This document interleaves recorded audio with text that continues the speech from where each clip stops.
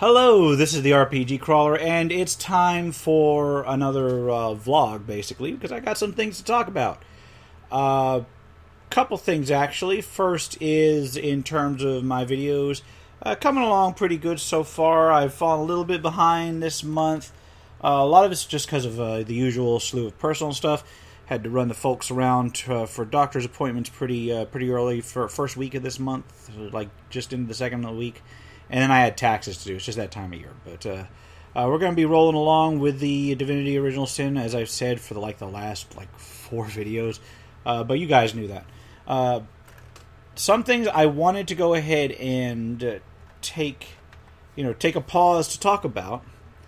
And the first one is actually, I got this in the mail because I ordered it a while back, and I said that I would take a look at it when it came in, and that is the RPG Now Drive-Thru-RPG print-on-demand version of the BECME Rules Cyclopedia.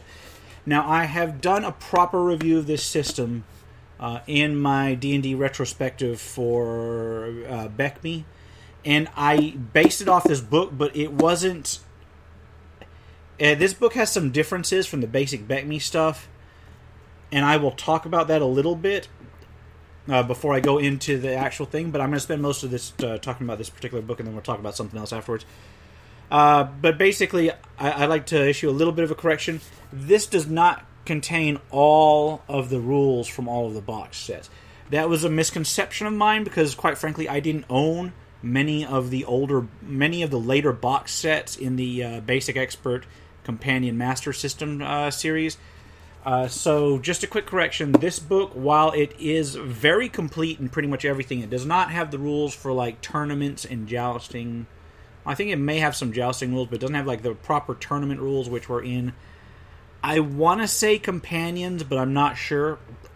And the other thing is that it just touches on Immortals. There's a lot more rules for the Immortals in the Immortals box set, of course. I think they later included some of the stuff in Wrath of the Immortals, which is, again, not in this book.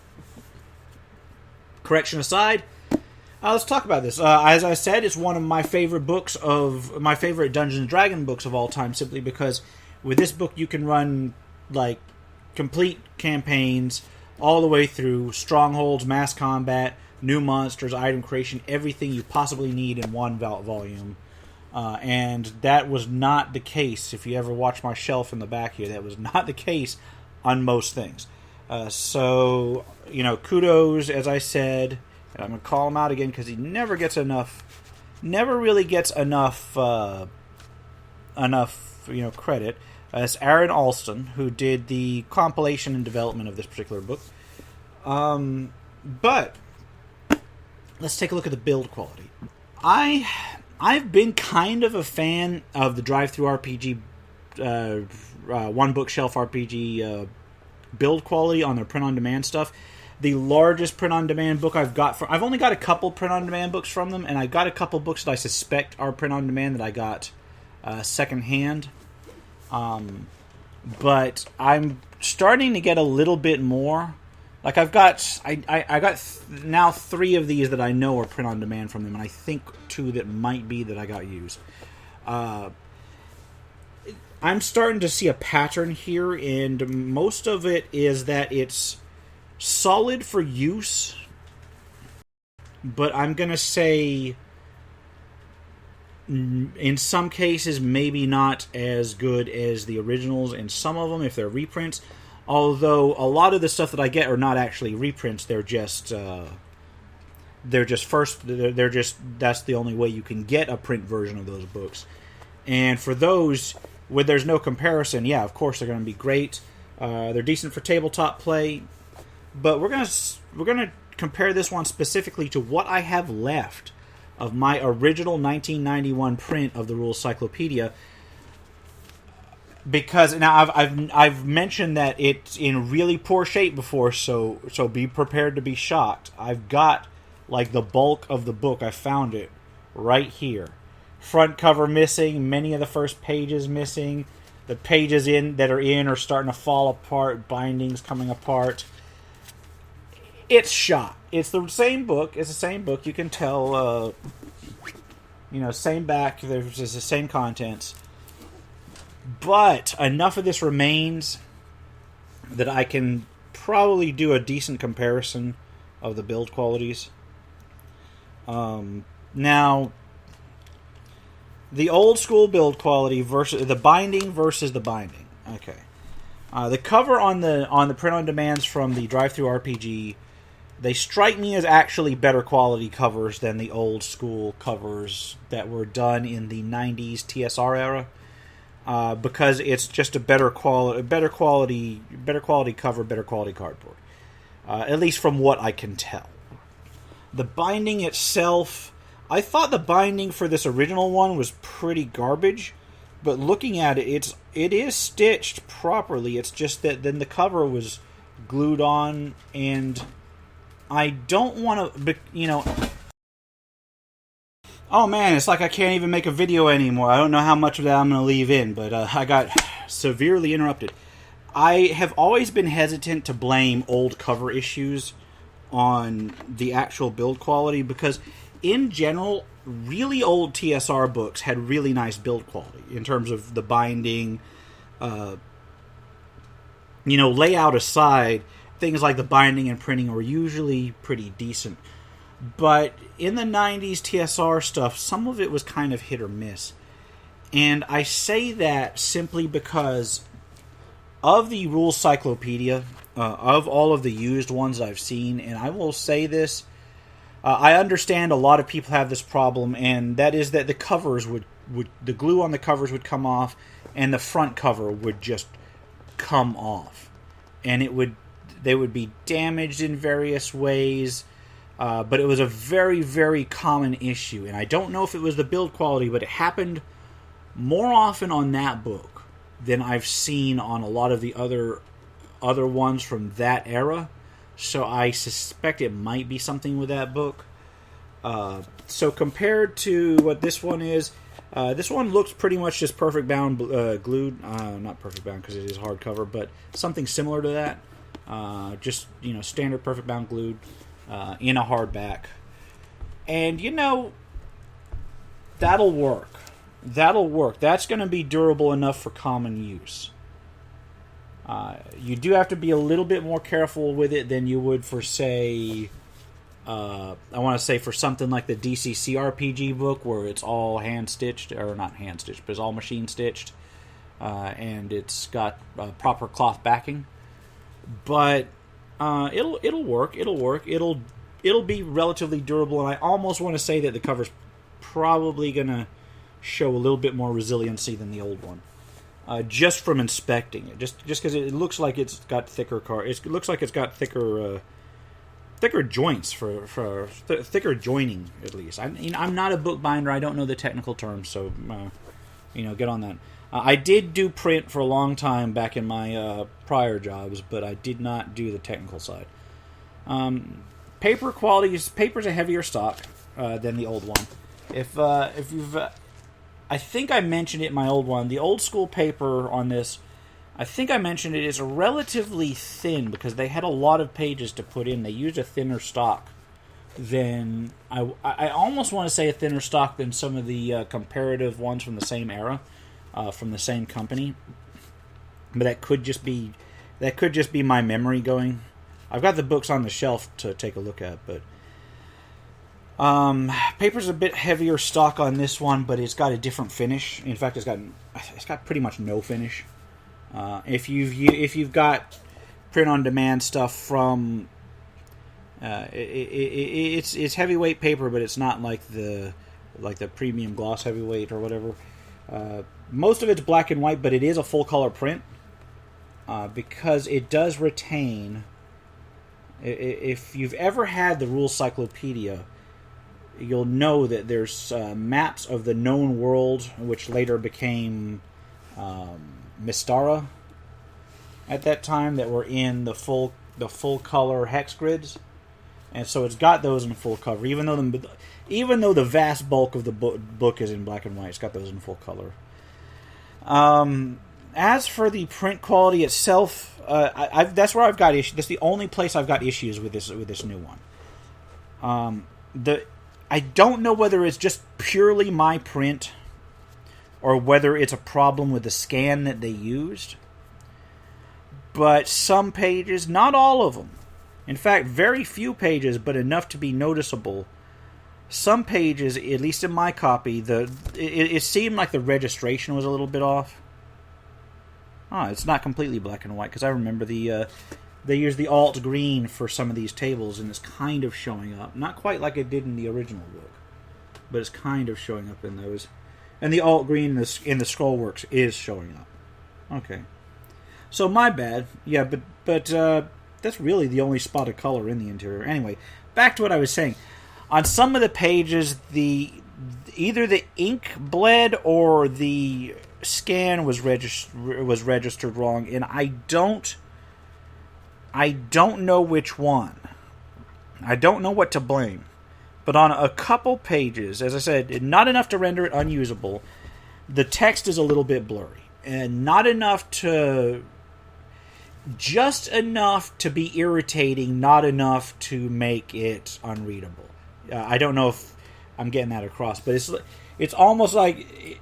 I was reading through it, and if you've ever seen me do streams and such, in fact, right now, I'll be reading stuff without my glasses because I'm nearsighted and I generally read better without my glasses. And for some of these pages, I was genuinely thinking, oh, my glasses are smudged. And then I'd reach up and, no, I'm not wearing glasses. It's the page. And just be warned, I don't know if that's a particular build. I don't think it detracts overall. It's just me nitpicking. The cover is a little bit larger than the old cover, just a smidgen, because it does use as I said, a broader sized hardback. Other than that, it is identical. It is, I want to say, pretty much identical to the 91 print. There are a few pages at the end that are added with basically modern testing, just modern testing information and modern barcode information. But other than that, it doesn't even have modern Wizards of the Coast trade dress. It's got the old TSR trade dress from like the 91 copy. So it is pretty much simply a reprint of the 91 stuff. Doesn't even have updated copyright information. It's just purely, and I'm not sure if you can see this, but oh crap, yeah, you've got the old TSR logo and the old information, much of which I don't even think exists. I don't even know if it exists anymore. So you've got old contact information on there. New ISBN, they did update that. So that much is good.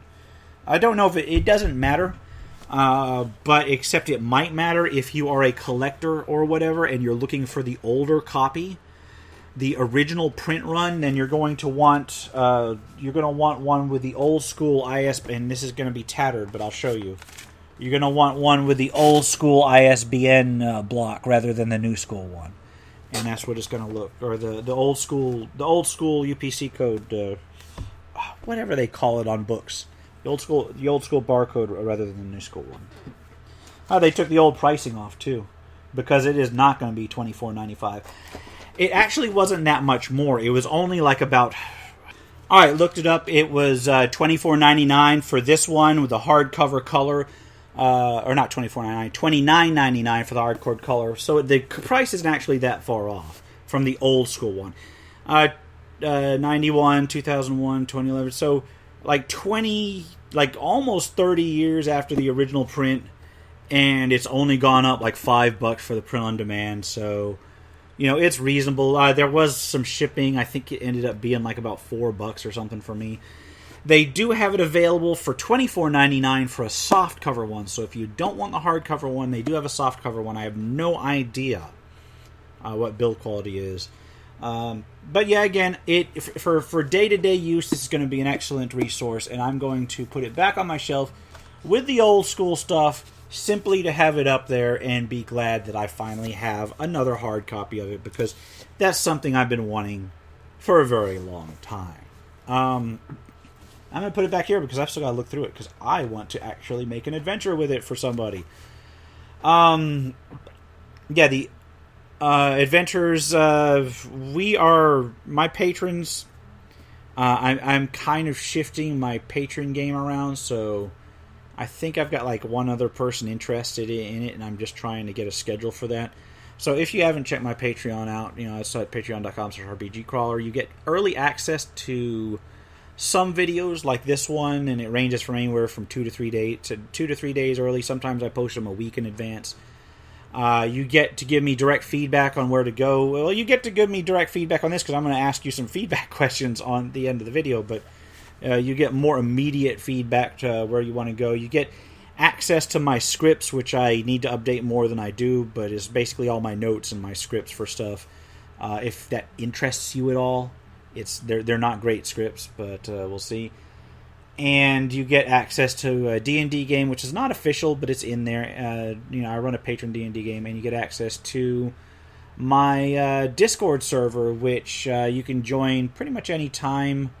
Although most of my current patrons simply just... And again, this is not an official one. I need to add it to the patron list. They'll go ahead and jump on there and just... and I'll help them with some stuff. They can ask me questions.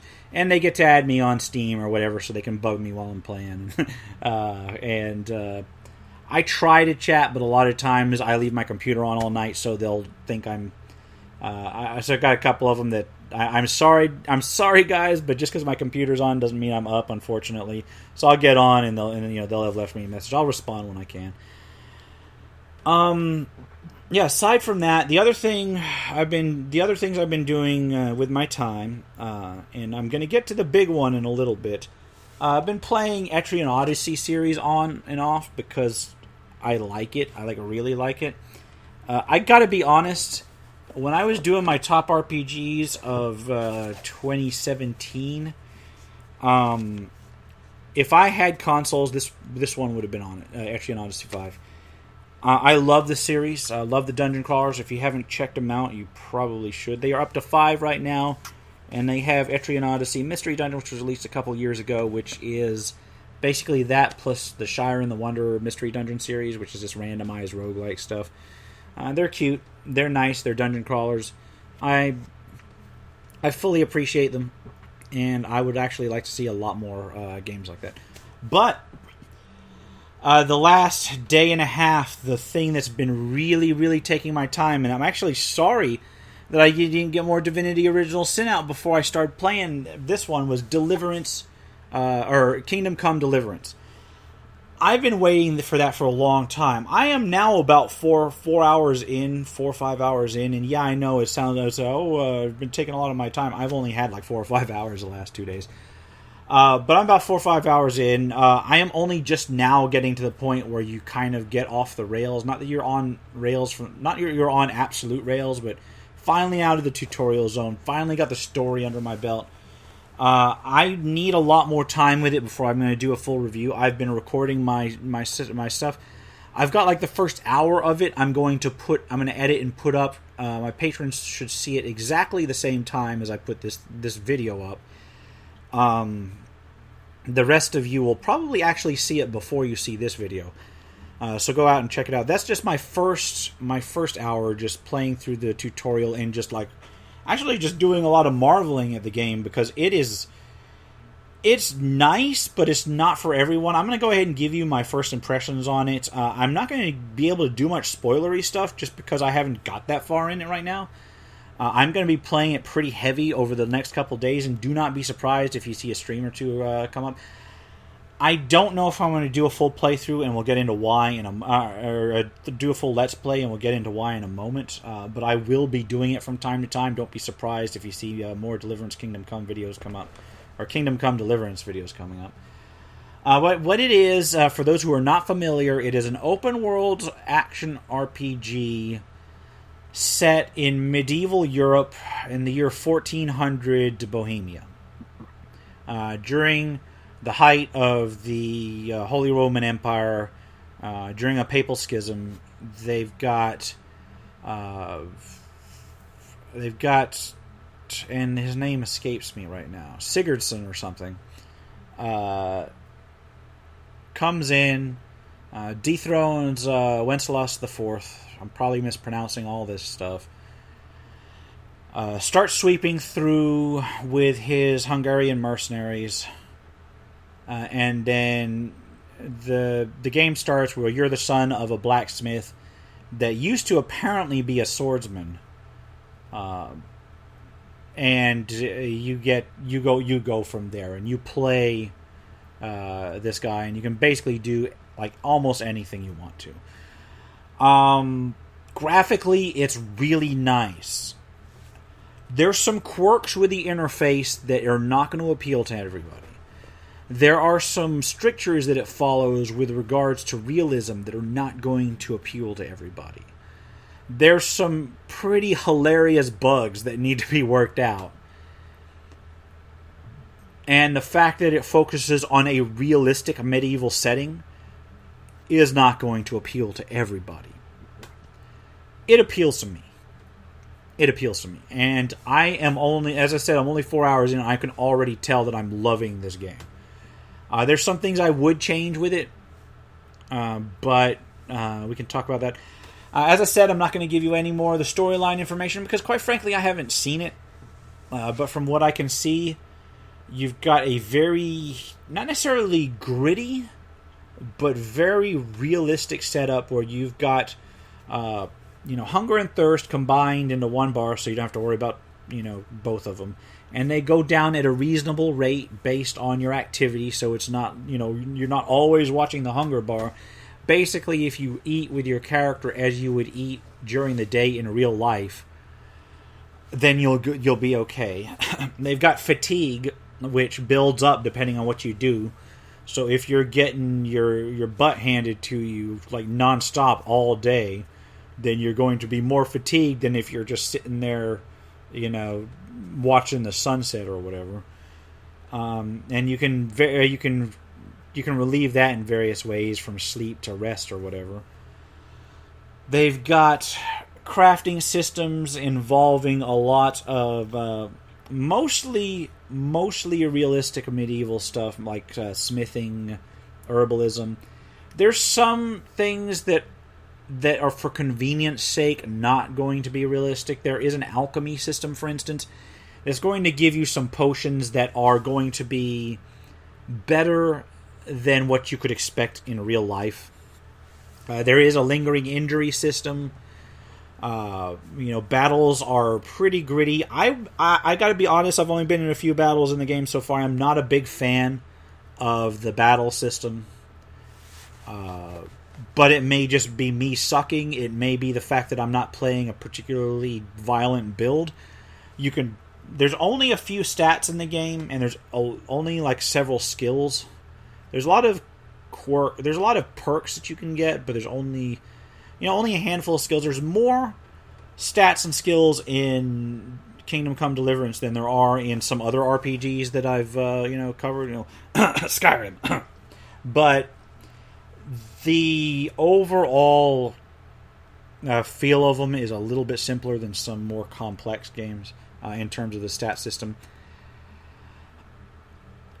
But you can make some drastically different builds. You can approach the game in a number of ways. It's got a very realistic feeling stealth system, rather than some certain games where you just wander around and you crouch to go into stealth. In Kingdom Come Deliverance, if you're walking around wearing all black, you're going to be harder to see in shadows and such, but people are going to notice you and wondering why you're dressed up with a hooded cowl and everything. You can sneak, but if you're sneaking and somebody sees you, they're going to wonder why you're actually sneaking, things like that. It's a very nice system setup, and I'm actually...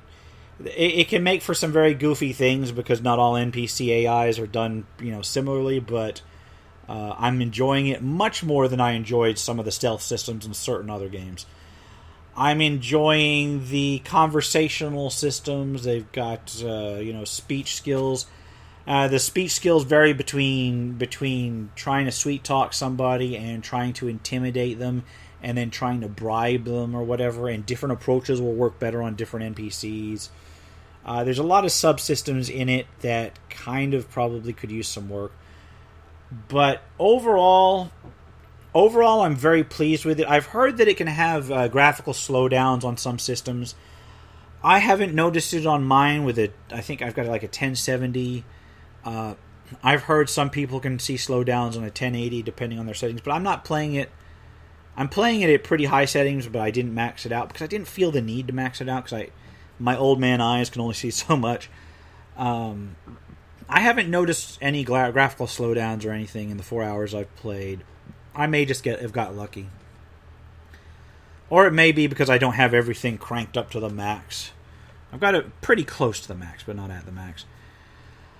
I will say... what was I saying? I really like the voice acting. I really like the storyline. Not a big fan of the combat system. I need to get more experience without how the game actually goes before I can tell you whether all the crafting systems are all right or not. And I need to get more experience to find out how open the open world is. Although it looks pretty open at this point. I will say that the, as I said, combat is super clunky for me. Interacting with objects can be very clunky. I don't know if you've watched some of my videos on some of the indie game stuff where I get really frustrated trying to pick up something that's like right on a table in front of me. It does that a couple times in Kingdom Come Deliverance. Not a lot, but enough to be noticeable. And then there is the save system. The save system is going to be an issue. And it's the number one reason why I can't guarantee that I'm going to be doing a Let's Play of it. Because in order to save in the base game, you have to have something called Save Your Schnapps, which is actually a relatively pricey, but not too pricey, drink. It's an alcoholic drink. And you actually, you get drunk drinking it, and you drink it once, and you can save. The game does auto-save in certain points. And I know with the limited ability of saving where you will, and the autosave points being pretty widely spread apart, it's going to make me doing a Let's Play with the default save system kind of difficult. I understand that there's a mod already out that disables that, and I hate using mods like that because, quite frankly, if I didn't want to do a Let's Play of it, I would love the save system because it ties into the whole hardcore aesthetic of the game. But it makes it really hard, really hard to know when to cut an episode using the default save system. Because if I'm going to have to pay for every single save that's not an autosave, I can't guarantee when an episode can end because I can't foresee where the autosaves are. In my limited run so far, I tried to, I did an hour, basically saying, okay, I may do a Let's Play of this, and I'll put, you'll probably see that up, as I said, probably slightly before this if you're not slightly before this if you're not a patron. If you're a patron, you'll see these up at the same time. And when I saved it, and then I noticed how much the Save Your Schnapps costs to get back. And so then I looked back at the last autosave, and it was seriously 20 minutes before I saved. And then I played on a little further, and the next autosave was 15 more minutes in. So I would have been sitting there having to decide whether to cut my Let's Play off either at 30 minutes with about 15 minutes of wandering to cut out, or play for an hour, 15 minutes, and then try to edit that back down to under an hour, which could have been done, but it makes it really difficult to gauge, using the basic save system. As I said, though, there is a mod that will disable that save system. That will disable the schnapps requirement of the save system. And it's a damn shame because I love that kind of hardcore feel. It's not quite roguelike, but the saves are rare enough that it makes your choices actually kind of matter. They kind of matter because you can go a long time between saves or whatever. Yeah, you're not gonna see if you get easily offended by stuff, and this is the whole, I gotta get, if you're easily offended by stuff, you may want to give some of it a skip simply because it is pretty real, like realistic to the Middle Ages. And as I said, it is a Eurocentric, a medieval period piece. It's an historical. I want to say Kingdom Come Deliverance has more historiosity. I don't know if there's a word, but I'm going to call it a word. Historiosity than a lot of the things that I play that supposedly were historical, at least from what I can see. And what I can really swiftly research. They got that down pat. But its strength is going to be its drawback for people who are easily offended. But then again, if you're easily offended, you're probably not watching my channel. So, I'm not gonna go any more detail than that. But I tend to cuss like a sailor in some of my Let's Plays, and it's just beyond me. I've been trying to rein that language in.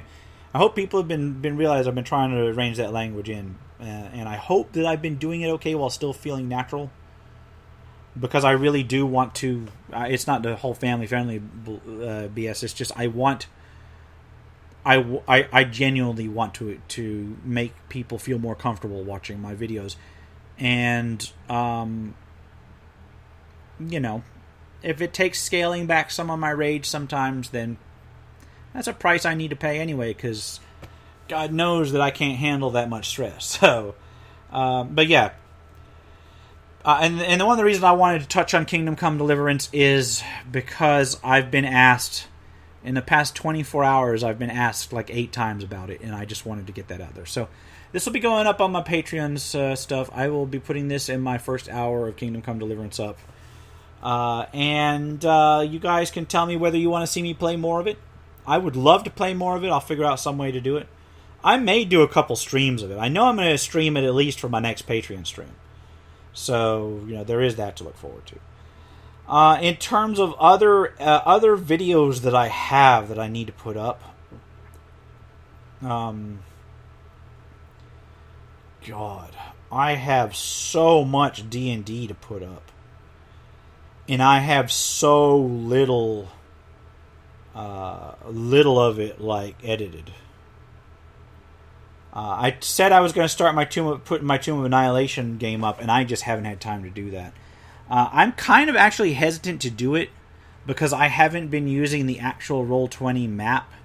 I've been using like stuff I found on the web, which is not great. But I may start putting that up. I don't know. I've got so much D&D stuff that I need to put up. That's what it boils down to. And I've got 3 D&D games that I got all the way to the last thing on, and I haven't finished them. So I don't know. So anyway, expect some D&D live play of some sort to go up at some point. And then the usual Shelf of Many Things. Shelf of Many Things should have already been up. I'm behind on it because, as I said, the first couple weeks of this month, it is the 14th as I'm recording this, Valentine's Day. I got nothing. Valentine's Day means nothing to me. But the first 2 weeks of this month have been kind of rough on my schedule because of helping the folks get to where they need to go on doctor's appointments and dentist appointments. Man, I need teeth work too, but yeah, my poor elderly folks, they need my mom needs some dentistry work, and oh man, seeing her go in there, I'm like, man, I'm hurting for you just watching. I'm hurting for you just watching you go in there. And she's like, yeah, well, you're not the one in the chair. And I'm like, yeah, you're right there. I'm not the one in the chair. But yeah, I've been helping her get around, and then the taxes that time of year. So I like to do my taxes a little early, and then I have to help them with their taxes because, as I said, they're getting on in years. Public service announcement: if you still got family, if you still got your parents around, remember to spend what time with them as you can, as long as you can bear them, because I understand some people have a poor relationship with their folks, but they're only on this earth for so long. So I'm doing what I can to help them out, make their life easier, and try and spend some time with them. And that's the important part. But I'm going to leave it here. I could ramble on for a while longer. I have so much work to do, though. It's not even funny. I'm going to get off here. I'm going to go edit some stuff, and I'm probably going to be up till like about 6 in the morning recording some more Divinity Original Sin. I'm actually making. I broke down and looked through I looked through the guidebook on that. I think I'm about halfway through that game. I'm probably going to get some people saying I'm immediately wrong, but I think I'm about halfway through that game. So that'll be good. People are wondering where Underrail is. Aside from being in the depths of hell, Underrail. I busted out my last recording of it to refresh my memory because it's been like almost 4 months since I recorded Underrail. I can pick it up now. I don't know if I want to pick it up, but I can pick it up now. Let me know in the comments below if you want to see me finish Underrail. I said I would, so I will. But I don't know if it's going to become a main feature because I know a lot of people found watching me get my butt handed to me on that game over and over again wasn't quite as fun as some other games. Anyway, hopefully we'll be finished with that soon. As I said, let me know if you want to see Underrail. Let me know if you want to see Kingdom Come Deliverance. And let me know if you want to see way more D&D stuff or just a little trickle of D&D stuff. I'm going to go ahead and call it here. This has been the RPG Crawler. If you like what you see, remember to like, comment, and subscribe for more RPG or more RPG content, both tabletop and computer. Until next time, take care and goodbye.